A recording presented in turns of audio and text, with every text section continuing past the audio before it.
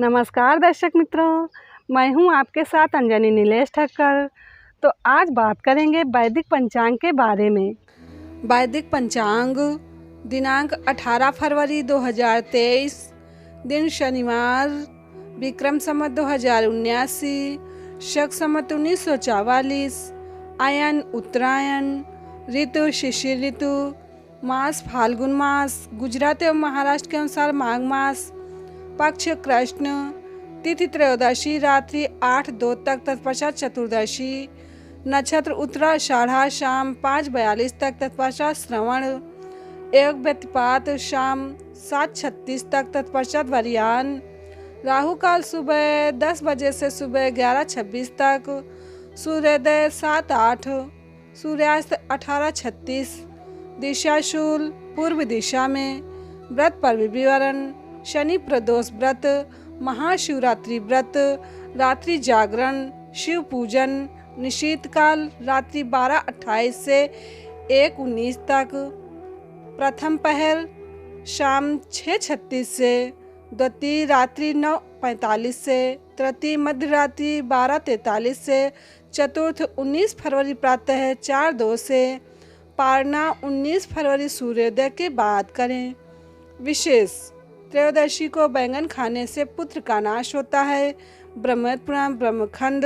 वैदिक पंचांग। काल सर्प दोष। फाल्गुन मास के कृष्ण पक्ष की चतुर्दशी तिथि को महाशिवरात्रि का पर्व मनाया जाता है। इस बार ये पर्व 18 फरवरी शनिवार को है। ज्योतिष के अनुसार जिन लोगों को काल सर्प दोष है वे यदि इस दिन कुछ विशेष उपाय करें तो इस दोष से होने वाली परेशानियों से राहत मिल सकती है। काल सर्प दोष मुख्य रूप से 12 प्रकार का होता है। इसका निर्धारण जन्म कुंडली देखकर ही किया जा सकता है। प्रत्येक काल सर्प दोष के निवारण के लिए अलग अलग उपाय हैं। यदि आप जानते हैं कि आपकी कुंडली में कौन सा काल सर्प दोष है तो उसके अनुसार आप महाशिवरात्रि पर उपाय कर सकते हैं। काल सर्प दोष के प्रकार व उनके उपाय इस प्रकार हैं। अनंत काल सर्प दोष।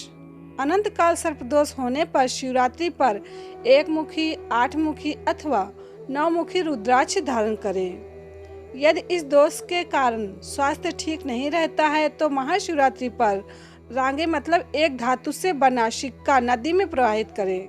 कुलिक काल सर्प दोष। कुलिक नामक काल सर्प दोष होने पर 2 रंग वाला कम्बल अथवा गर्म वस्त्र दान करें। चांदी की ठोस गोली बनवाकर उसकी पूजा करें और उसे अपने पास रखें। वासु की काल सर्प दोष।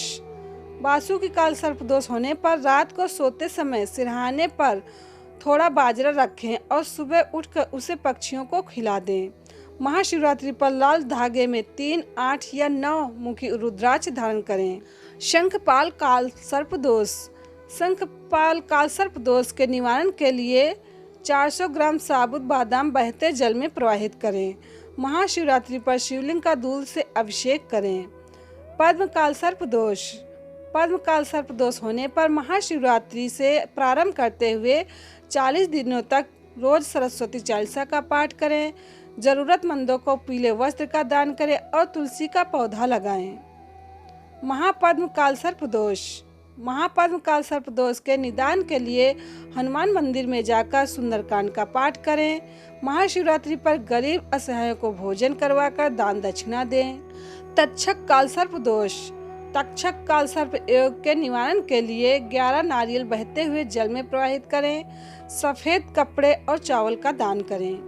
कर्कोटक काल सर्प दोष।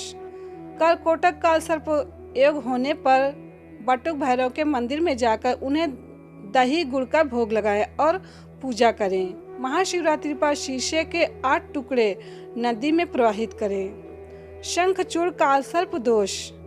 शंखचूड़ नामक काल सर्प दोष की शांति के लिए महाशिवरात्रि की रात में सोने से पहले सिरहाने के पास जौ रखें और उसे अगले दिन पक्षियों को खिला दें। पंचमुखी, 8 मुखी या 9 मुखी रुद्राक्ष धारण करें। घातक काल सर्प दोष। घातक काल सर्प दोष के निवारण के लिए पीतल के बर्तन में गंगा जल भरकर अपने पूजा स्थल पर रखें। 4 मुखी, 8 मुखी और 9 मुखी रुद्राक्ष हरे रंग के धागे में धारण करें। विषधर काल सर्प दोष। विषधर काल सर्पदोष के निदान के लिए परिवार के सदस्यों की संख्या के बराबर नारियल लेकर एक एक नारियल पर उनका हाथ लगवाकर बहते हुए जल में प्रवाहित करें। महाशिवरात्रि पर भगवान शिव के मंदिर में जाकर यथाशक्ति दान दक्षिणा दें। शेषनाग काल सर्पदोष। शेषनाग काल सर्पदोष होने पर महाशिवरात्रि की पूर्व रात्रि को लाल कपड़े में थोड़े से बतासे व सफ़ेद फूल बांधकर सिरहाने रखें और उसे अगले दिन सुबह उन्हें नदी में प्रवाहित कर दें।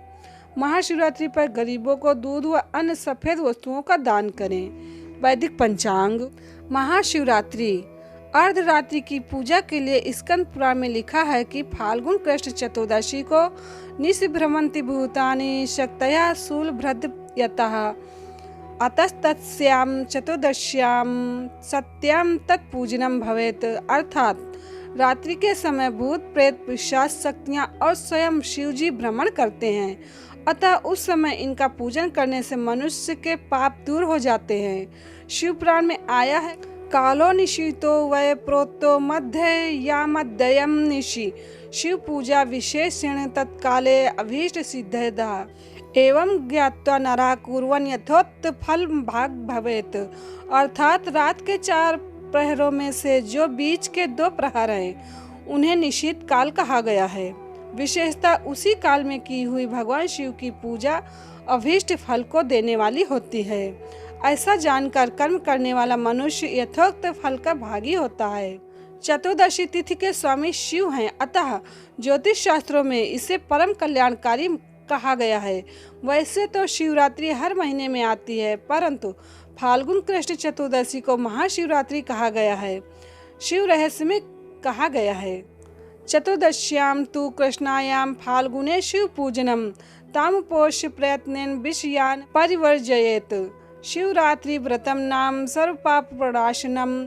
शिव पुराण में ईशान संहिता के अनुसार फाल्गुन कृष्ण चतुर्दश्याम आदि देवो महानिशि शिवलिंग तयोद्भूता कोटि सूर्य संप्रभा। अर्थात फाल्गुन कृष्ण चतुर्दशी की रात्रि में आदिदेव भगवान शिव करोड़ों सूर्य के समान प्रभाव वाले लिंग रूप में प्रकट हुए, इसलिए इसे महाशिवरात्रि मानते हैं। शिव पुराण में विद्येश्वर संहिता के अनुसार शिवरात्रि के दिन ब्रह्मा जी तथा विष्णु जी ने अन्यान्य दिव्य उपहारों द्वारा सबसे पहले शिव पूजन किया था, जिससे प्रसन्न होकर महेश्वर ने कहा था कि आज का दिन एक महान दिन है, इसमें तुम्हारे द्वारा जो आज मेरी पूजा हुई है इससे मैं तुम लोगों पर बहुत प्रसन्न हूँ। इसी कारण यह दिन परम पवित्र और महान से महान होगा। आज की यह तिथि महाशिवरात्रि के नाम से विख्यात होकर मेरे लिए परम प्रिय होगी। इसके समय में जो मेरे लिंग निष्कल अंग आकृति से रहित निराकार स्वरूप के प्रतीक बेर सकल साकार रूप के प्रतीक विग्रह की पूजा करेगा, वह पुरुष जगत की सृष्टि और पालन आदि कार्य भी कर सकता है। जो महाशिवरात्रि को दिन रात निराहार एवं जितेंद्रिय रहकर अपनी शक्ति के अनुसार निश्चल भाव से मेरी यथोचित पूजा करेगा, उसको मिलने वाले फल का वर्णन सुनो। 1 वर्ष तक निरंतर मेरी पूजा करने पर जो फल मिलता है वो सारा केवल महाशिवरात्रि को मेरा पूजन करने से मनुष्य तत्काल प्राप्त कर लेता है। जैसे पूर्ण चंद्रमा का उदय समुद्र की वृद्धि का अवसर है, उसी प्रकार यह महाशिवरात्रि तिथि मेरे धर्म की वृद्धि का समय है। इस तिथि में मेरी स्थापना आदि का मंगलमय उत्सव होना चाहिए। तिथि तत्व के अनुसार शिव को प्रसन्न करने के लिए महाशिवरात्रि पर उपवास की प्रधानता तथा प्रमुखता है, क्योंकि भगवान शंकर ने खुद कहा है, न स्नानेन न वस्त्रेण न धूपेन न चार्चयः तुष्यामि न तथा पुष्पैर यथा तत्रोपवासतः। मैं उस तिथि पर न तो स्नान न वस्त्रों न धूप न पूजा न पुष्पों से उतना प्रसन्न होता हूँ जितना उपवास से। स्कंद पुराण में लिखा है, सागरो यदि तुष्येत क्षीयेत हिमवानापि मेरुमंदर शैलाश्च ऋशैलो विंध्य एव च चलन्ते ते कदाचिद्वये निश्चलम ही शिवव्रतम।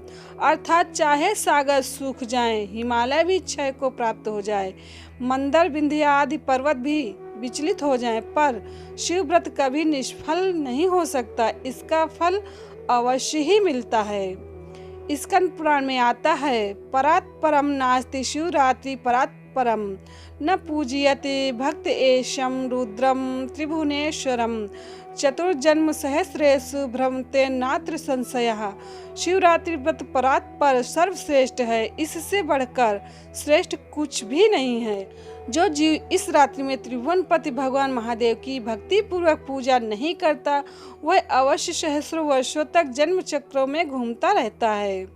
ब्रह्मवैवर्त पुराण के अनुसार एकादशी को अन्न खाने से पाप लगता है और शिवरात्रि, रामनवमी तथा जन्माष्टमी के दिन अन्न खाने से दुगना पाप लगता है। अतः महाशिवरात्रि का व्रत अनिवार्य है, सभी को करना चाहिए। वैदिक पंचांग। वैदिक पंचांग संपादक अंजनी नीलेश ठक्कर। वैदिक पंचांग प्रकाशित सूरत शहर, गुजरात। वैदिक पंचांग।